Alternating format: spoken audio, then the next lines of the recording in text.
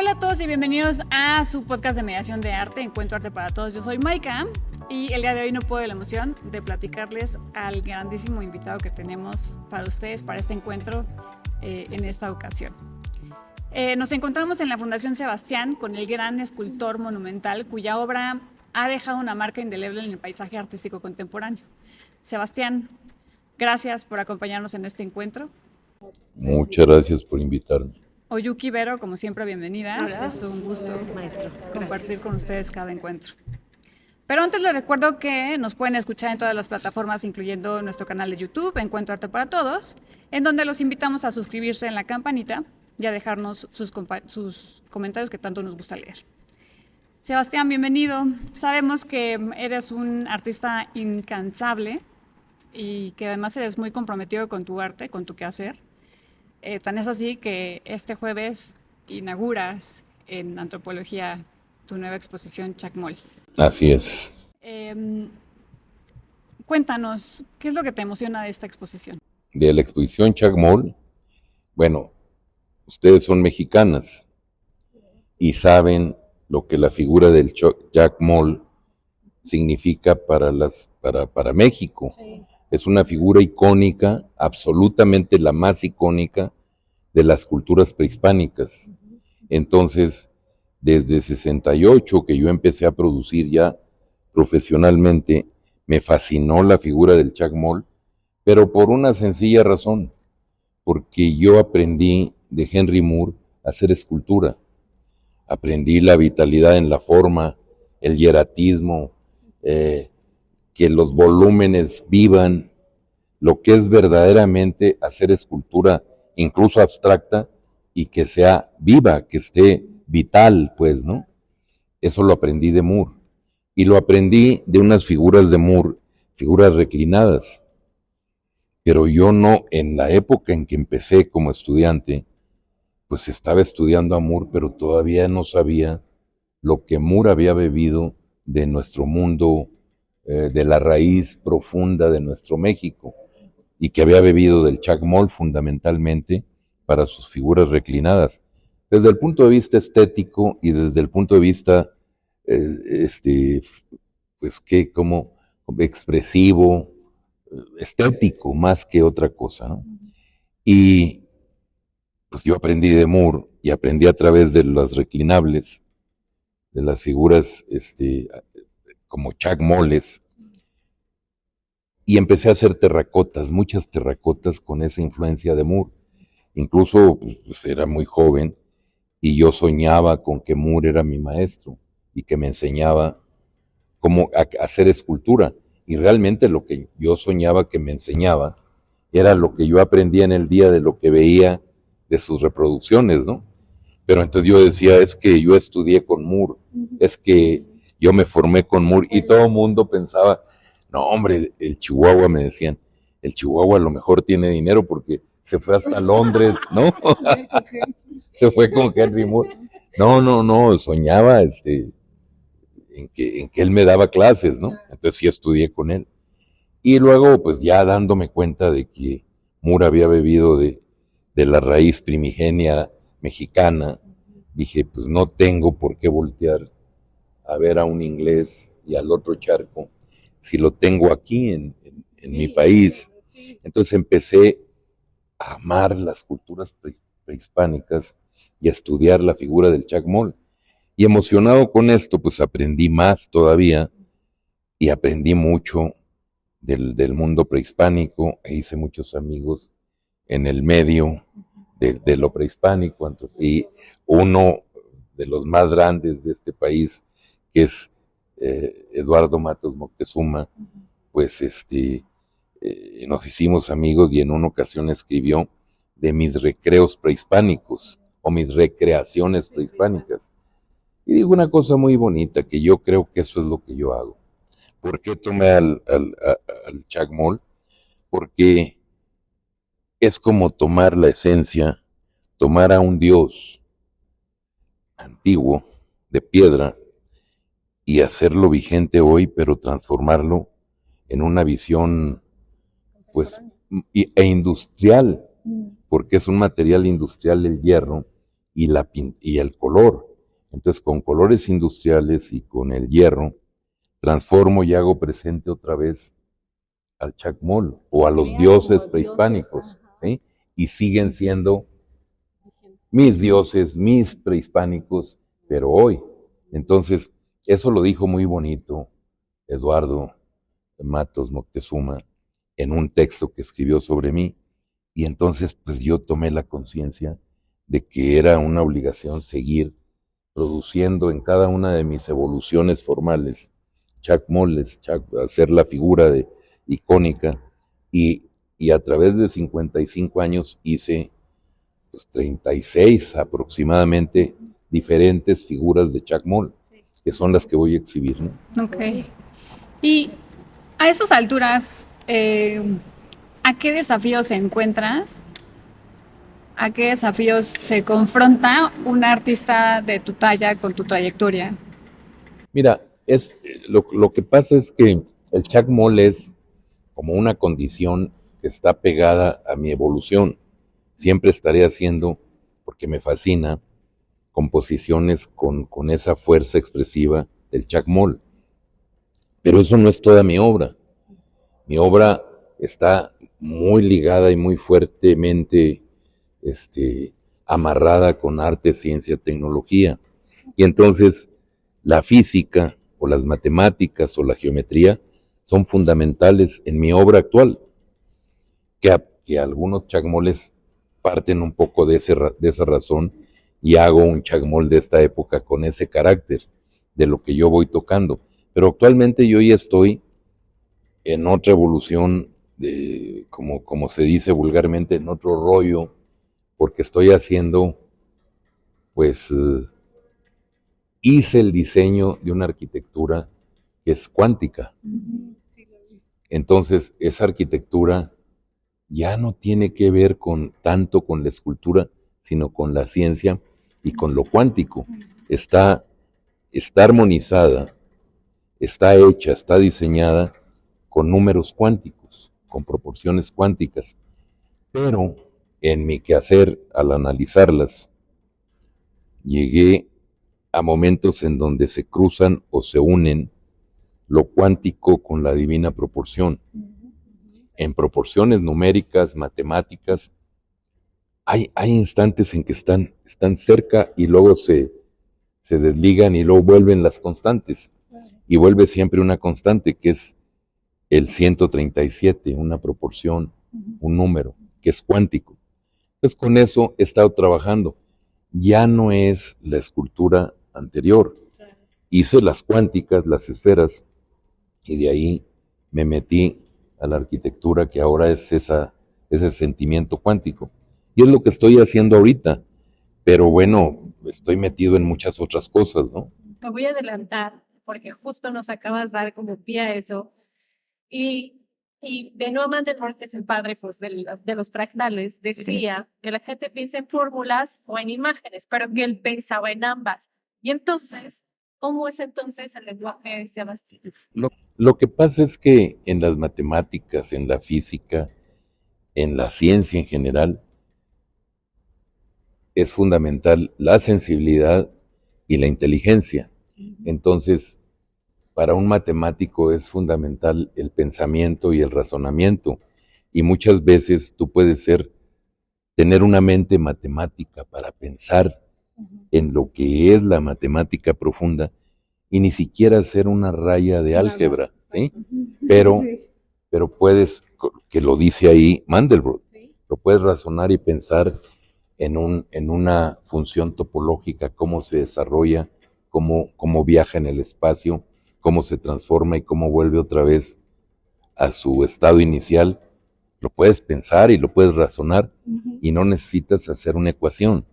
Es el ejemplo, redundando, por ejemplo, cuando hice el Calabi-Yau sebastino, que es una expresión de una, pues, que es la teoría de cuerdas, que son los objetos más pequeños que existen, ¿sí? Y que son puras cuerdas, pero que esas cuerdas tienen muchas características o diferentes características formales, que llegan incluso hasta hacer donas, pues, ¿no? Ya, un toroide, ¿sí? O simplemente llegan a 2 dimensiones, o brincan a 3, o a n dimensiones dentro de esas minúsculas cuerdas, ¿no? Entonces, cuando yo me metí a leer y a pensar en eso, yo nada más pensé, y luego eso lo apliqué a mi visualización de los volúmenes, ¿sí? Entonces, visualizando los volúmenes, llegué a la conclusión de que podía hacer yo una cinta parecida, pero mía. Entonces dije, bueno, ¿cómo puedo hacer una cinta que no sea como la cinta de Mobius que tiene un solo lado y una sola arista, ¿no? ¿Sí? Y entonces lo que hice fue esto, que lo van a ver con mis manos, ¿no? Se supongan que mi mano es un plano y es un triángulo equilátero. Ese triángulo lo estiro y se vuelve un prisma, ¿no? Un prisma triangular. Pero ese prisma triangular lo giro topológicamente y ya es curvo, ya no es geometría euclidiana.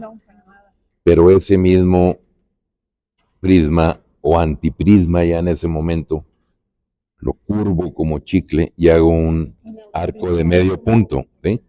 Un arco de medio punto. Ese arco de medio punto lo empiezo a trabajar y a pegar por todos lados hasta llegar al final de acá.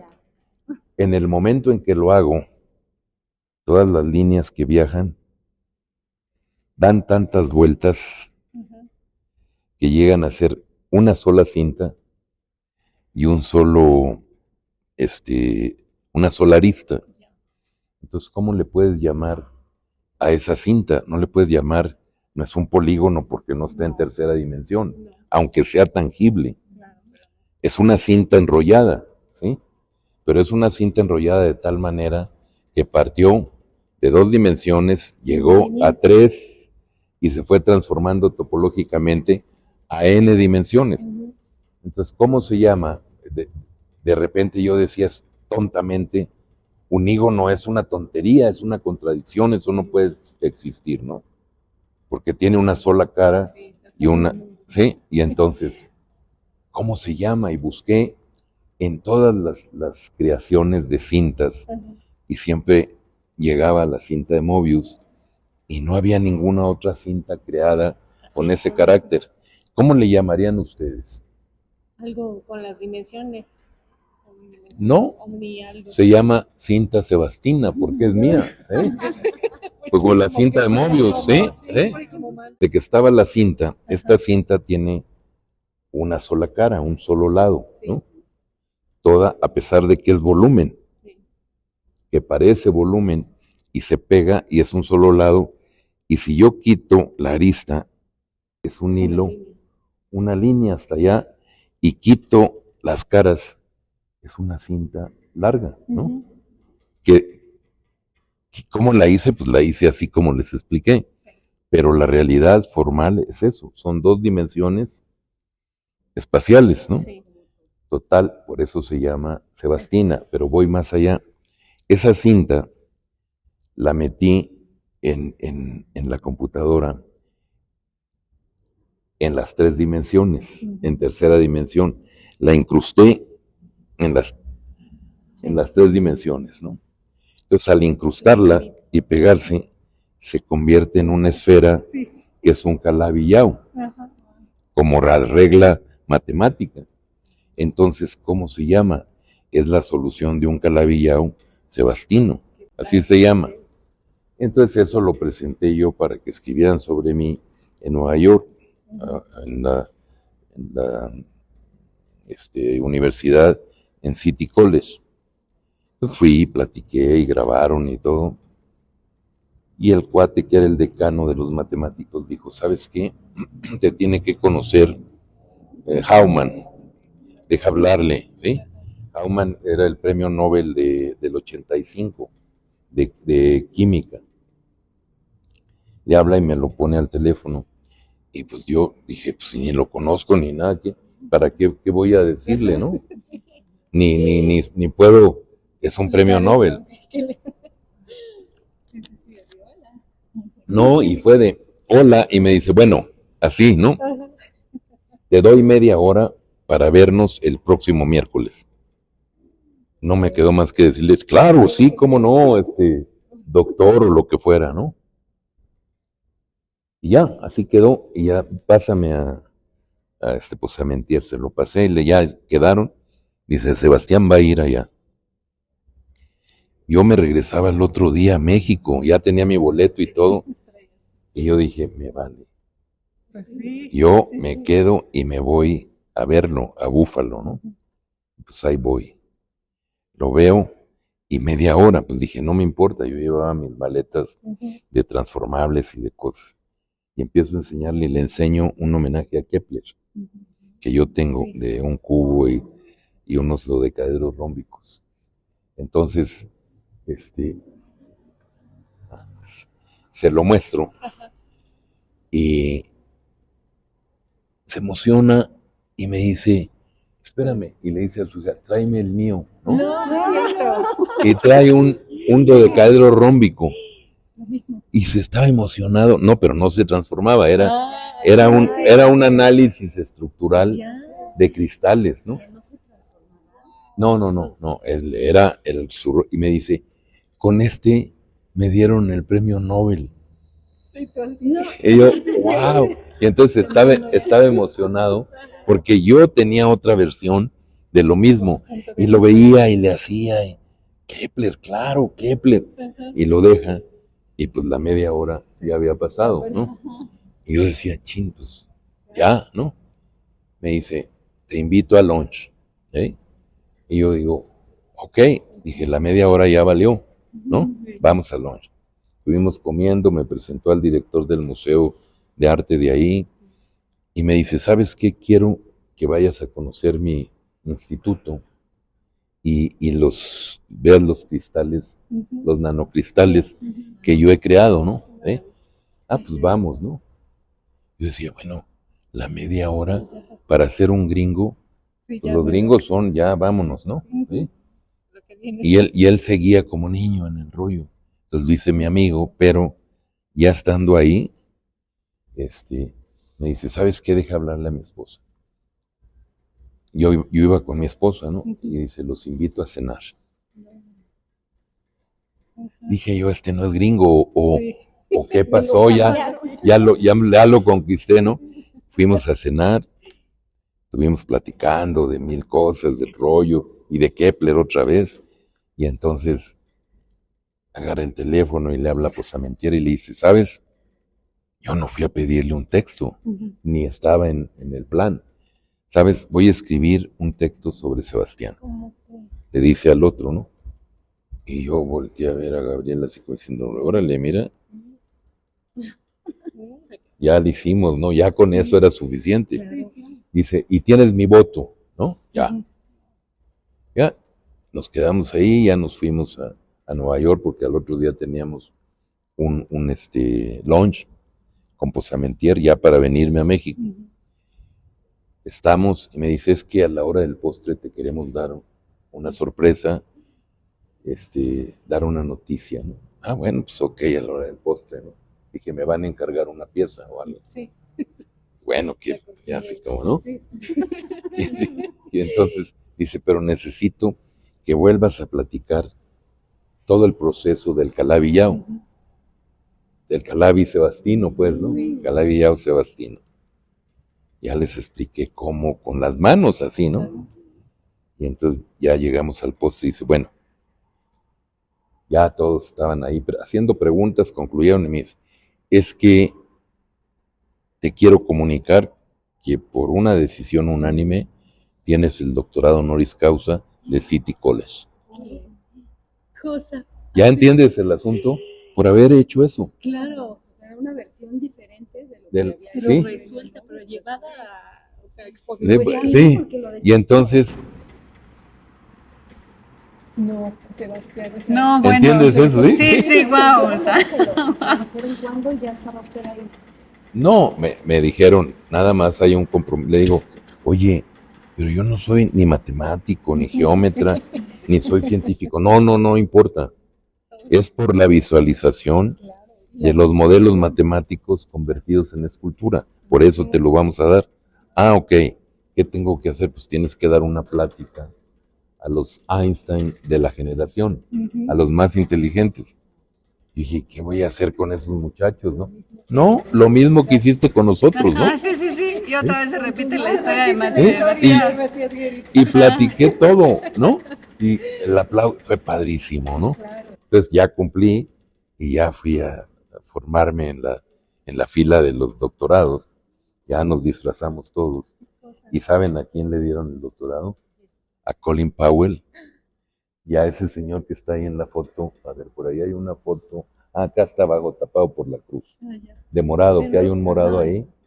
Y hay luego leen esa.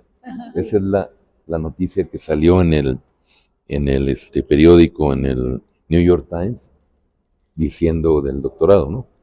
Pues eso es, ¿no? Qué cosa, de verdad, o sea, además Sí. no ibas por nada de eso Ajá. y llegaste con las manos. Mira, y ahora que decías eso, me lleva otra pregunta de así. O sea, toda obra de arte está relacionada con la época en la que fue realizada y a través de las técnicas inmateriales, ¿no?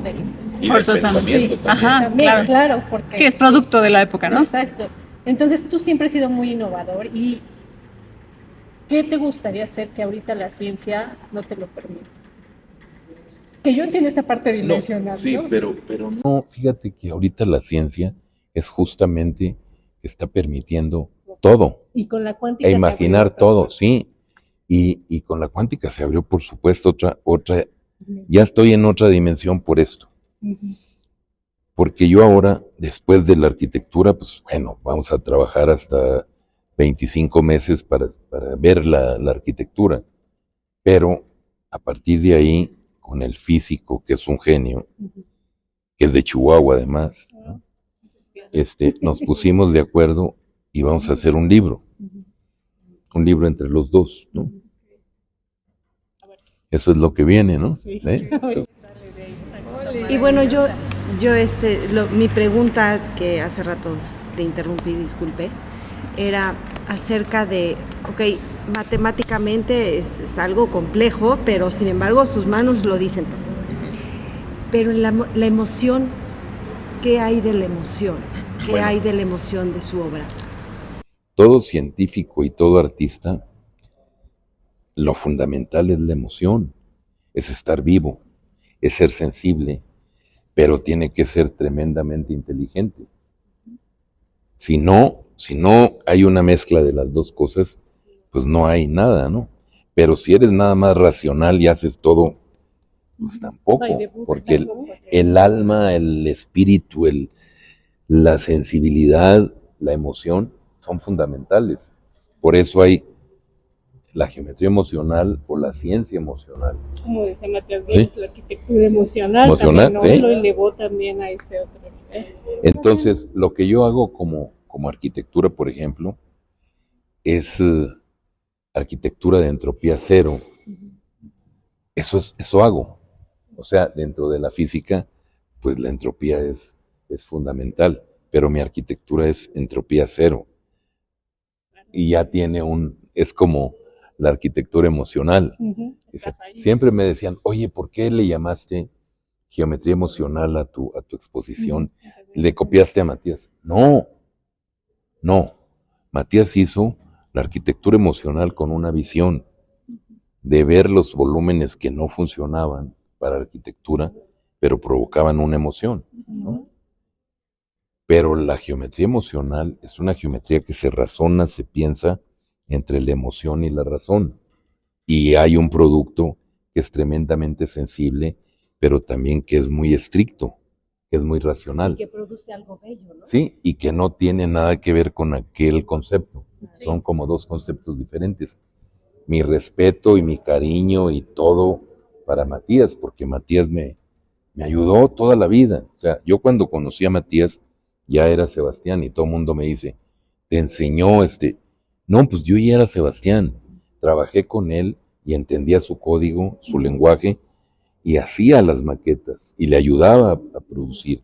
Y trabajé en cosas arquitectónicas, por ejemplo en Israel. Yo hice todas las maquetas, todos los planos, y además participé tratando de decirle, bueno, ¿por qué no esto? ¿Por qué no esto otro? Claro, el que decidía era él, porque es el artista.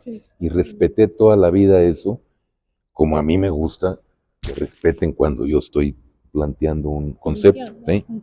Pero él tenía como un respeto maravilloso sin decírmelo, era como padre.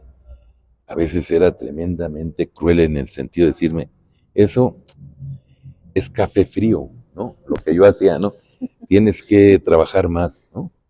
Y luego iba con sus amigos o con Mario Pani o con el arquitecto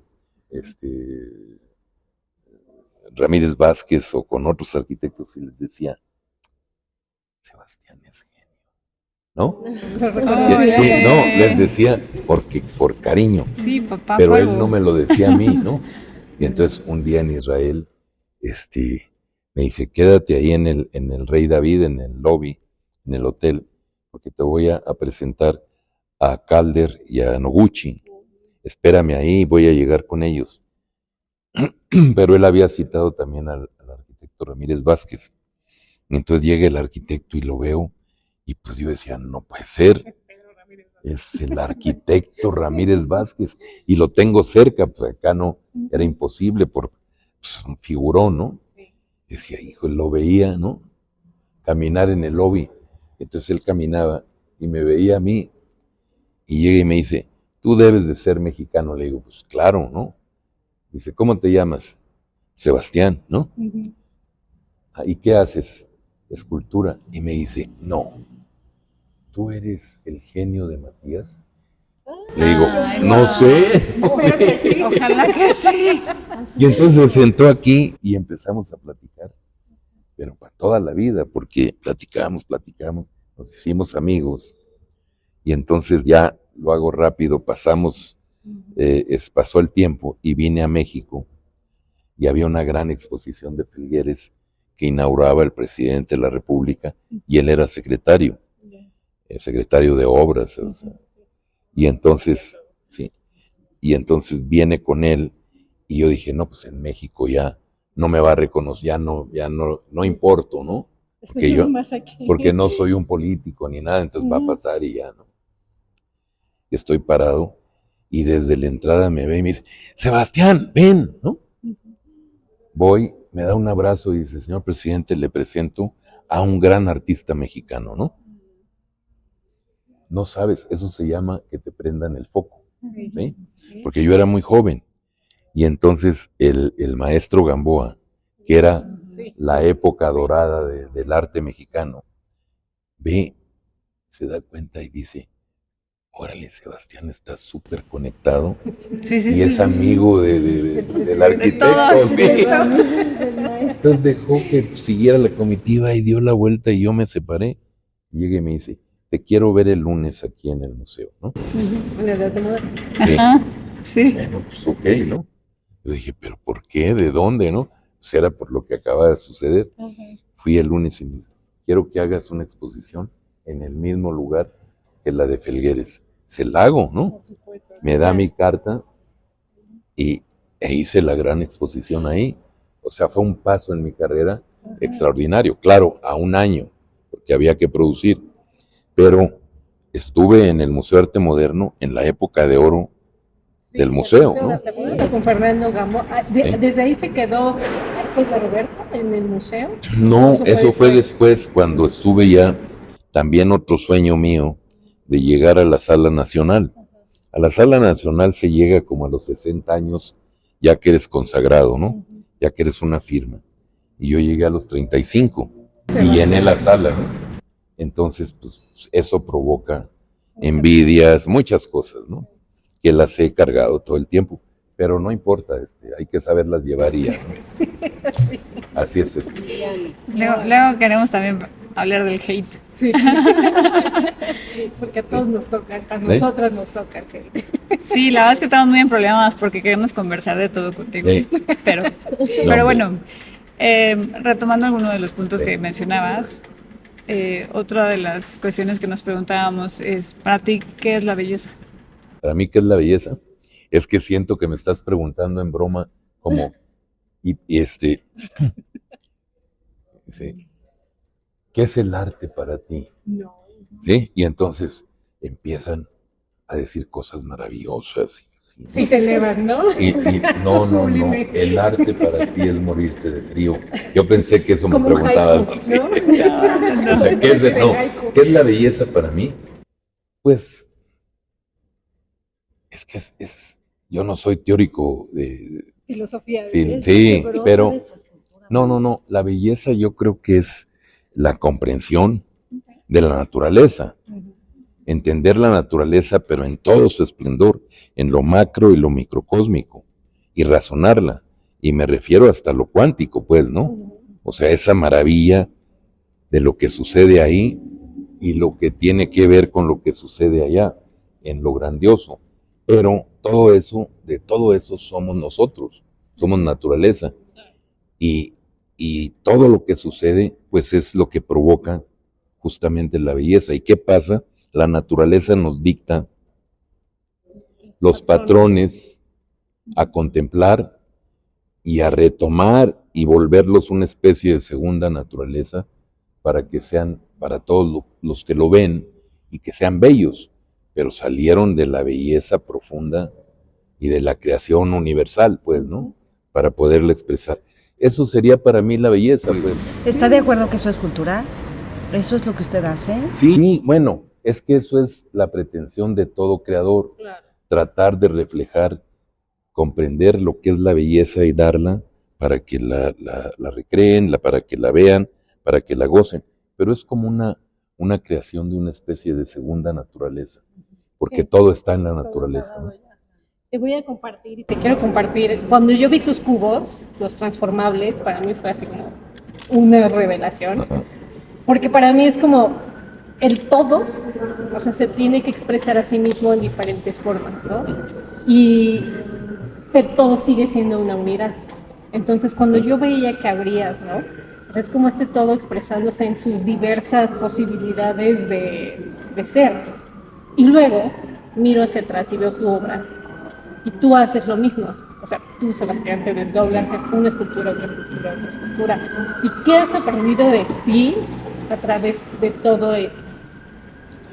Mira, yo lo que aprendí en tanto tiempo es una lección muy bonita. Cuando aprendí en historia del arte que el arte es intemporal, que el arte, si vos ves la Mona Lisa y la ves ahora, te saca un suspiro y es la belleza y está hecha hace muchos años y vuelve otra vez a tener presencia, ¿sí? Bueno, eso lo entendí yo para mi educación visual y para la estética y todo el rollo en mi formación, pero lo corroboré con una cosa y cada día sucede. Cuando yo hice los transformables, tuve una visión padrísima porque hice un primer transformable y al otro día tenía una visita con Matías Geritz a Cuernavaca, pero venía Michel Ragón. No sé si saben del crítico de arquitectura, ya él ya murió, pero fue de los grandes críticos de arquitectura, prospectiva, de la arquitectura del futuro. Perdón.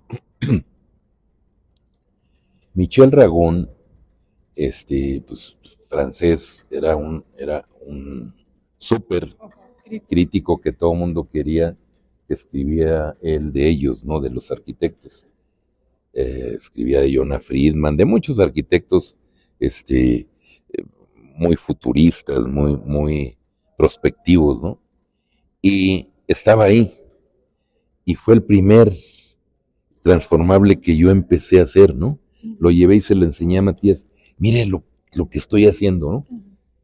Y lo vio y dijo, mira, Michel, ¿no? Y Michel lo toma y se emocionó y entonces yo le dije, voy a hacer una exposición en el Museo de Arte Moderno y me gustaría que escribiera algo sobre mí. Sí, no puedo, me dijo así, bien francés, pero a ver, préstame una hoja.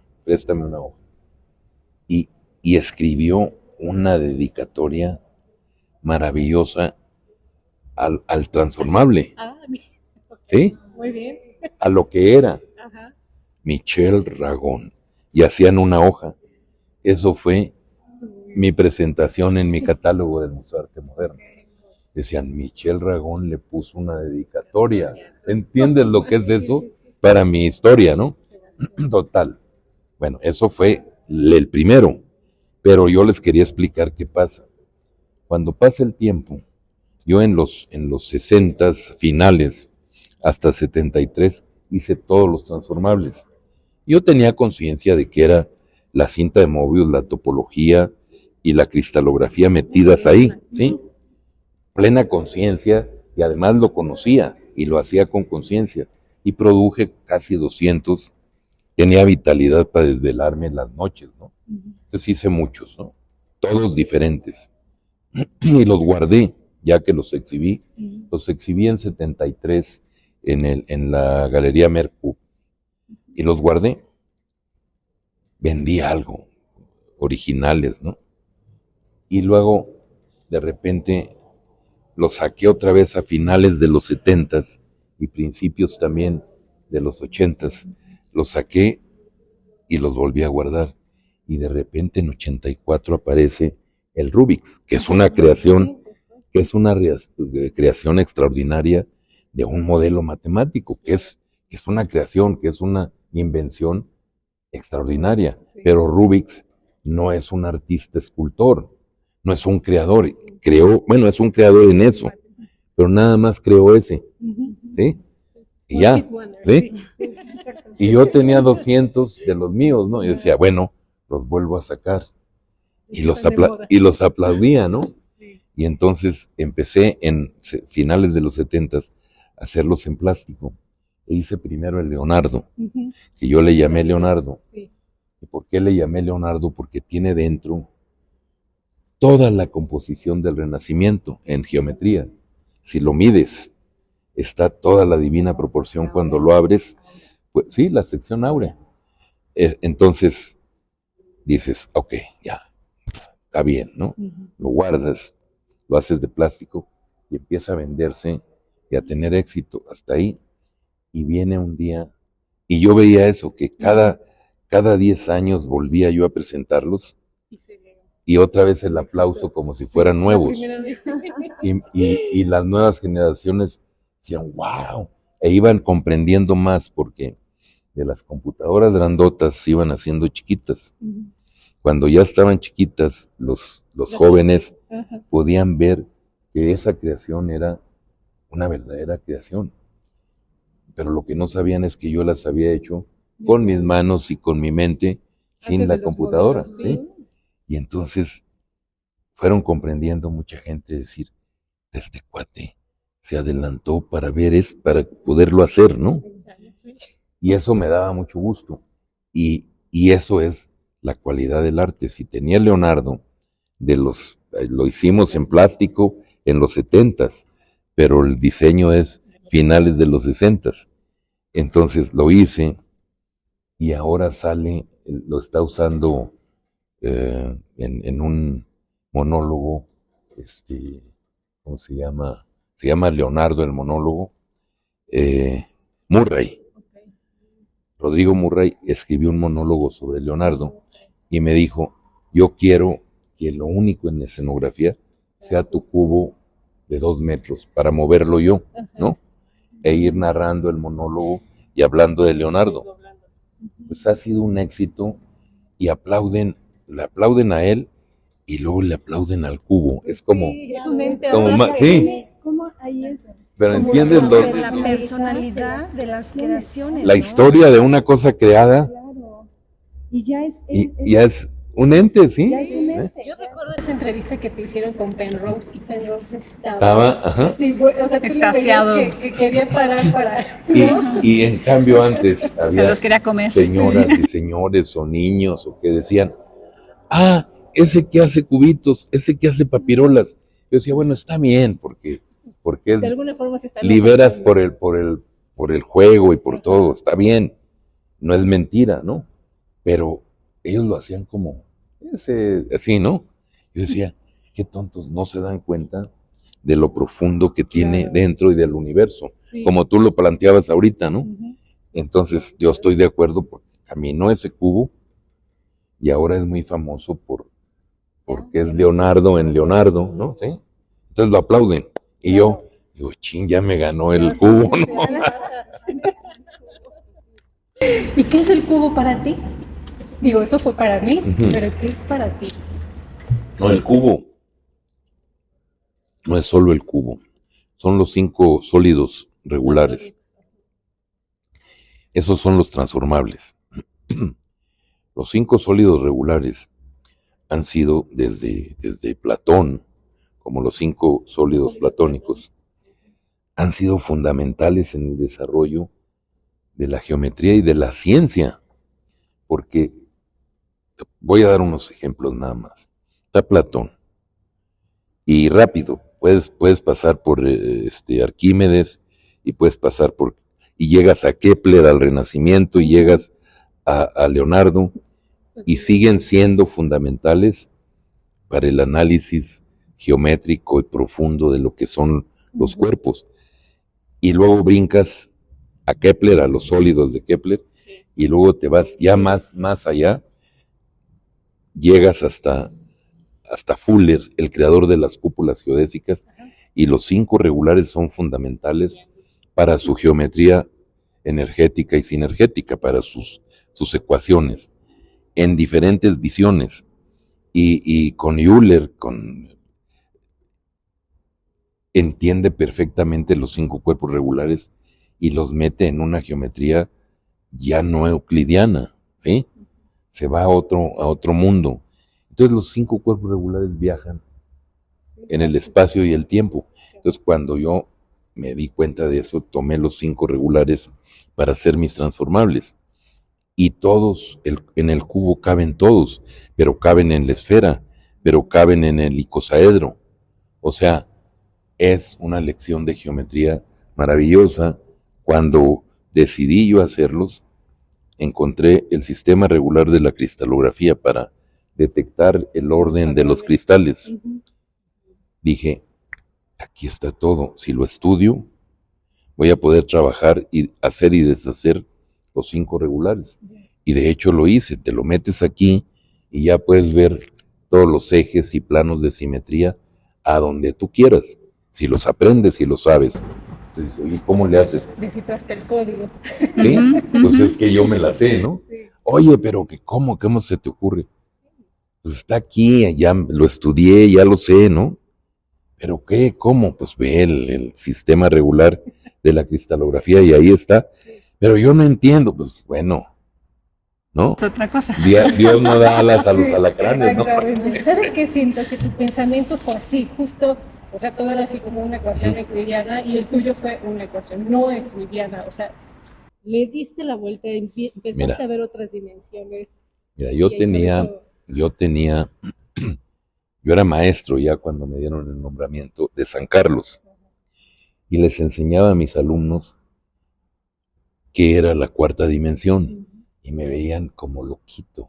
Les decía, miren, les hablaba de 4ª dimensión y no entendía nada y decía, ching, ¿qué hago para que lo vean en esta tangibles, dimensión? Sí. Entonces lo que hice fue ver una ecuación de Lobachevsky, que él es de los que descubre la geometría no euclidiana o la inventan junto con Gauss y con Bolyai por separado. Pero Lobachevsky hace una cosa que se llama los cubos adyacentes de Lobachevsky. Entonces es una ecuación, ¿sí? Entonces la vi la ecuación, vi el razonamiento para llevar a la 4ª dimensión. Dije, aquí está. Entonces hice la maqueta y la corté como debía para hacerle el movimiento para que se vieran los pasos y cómo se transforma de un cubo aquí a un cubo acá, o acá, o acá, o allá, en los cambios, ¿no? Eso es el hipercubo, la transformación es 4ª dimensión. Dije, ya está. Entonces hice el aparato con Lobachevsky y le llamé Lobachevsky 4 y daba mis clases sin computadora porque no había esto. ¿Cuáles eran sus instrumentos de práctica? O sea, ¿con qué lo hacía? ¿Con cartón? Con las manos, con cartón, con pegamento y con trazo, eso sí. El compás, el transportador, sí, y las escuadras siempre fueron fundamentales. Y la inteligencia y la sensibilidad, ¿eh? Pero más el trabajo, el trabajar mucho. Eran desveladas, sí, y entonces pues salía, ¿no? Pero no sé, me fui por otro lado, les estaba explicando, iba. Sí, con tus alumnos, ¿cómo les explicabas la cuarta dimensión? Y entonces llegaba con mi aparato y les hacía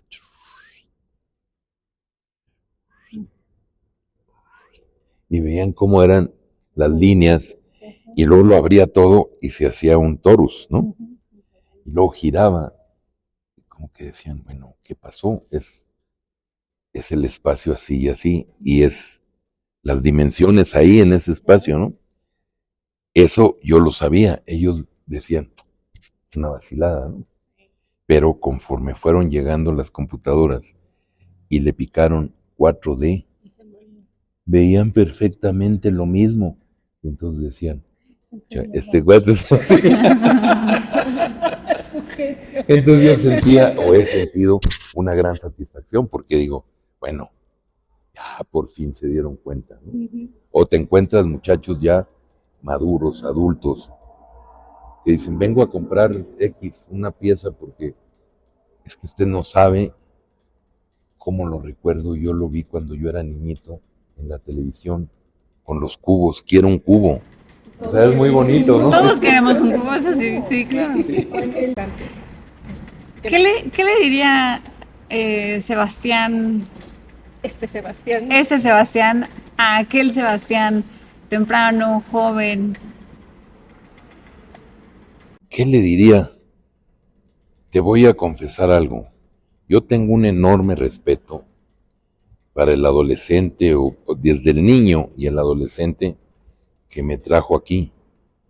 Porque aquel adolescente, aquel niño, aquel joven o aquel niño, adolescente, joven, tenía una fortaleza de espíritu, tenía una vocación inquebrantable, tenía en la cabeza metido que si en el camino se moría, valía la pena luchar por llegar a donde quería llegar. Mis respetos para ese adolescente. Yo ahora ya no podría hacer eso que pensaba ese adolescente, ¿no? Entonces, pues no le puedo decir más que decirle, si volvieran a ser, sería matemático para seguir siendo artista plástico, ¿no? ¿Sí? Pues Sebastián, te agradecemos muchísimo el espacio, tu apertura y toda tu generosidad para dar cabida a este encuentro. Chicas, pues también invitarlos a la exposición de antropología, que seguramente ya vimos un poco de las piezas y estamos así ansiosas ya por verlas. Seguramente les va a ayudar muchísimo. Es un esfuerzo de 55 años, vale la pena. Y aparte ya vieron qué tiraderos traen aquí. Sí, sí. Así es, todo siempre del backstage, siempre se hace. Y pues bueno, nos vemos hasta el siguiente encuentro. Con mucho gusto, es su casa. En la Fundación Sebastián es su casa. Pues sí, porque después del arte, no es igual. Es igual. Gracias, Sebastián. Gracias.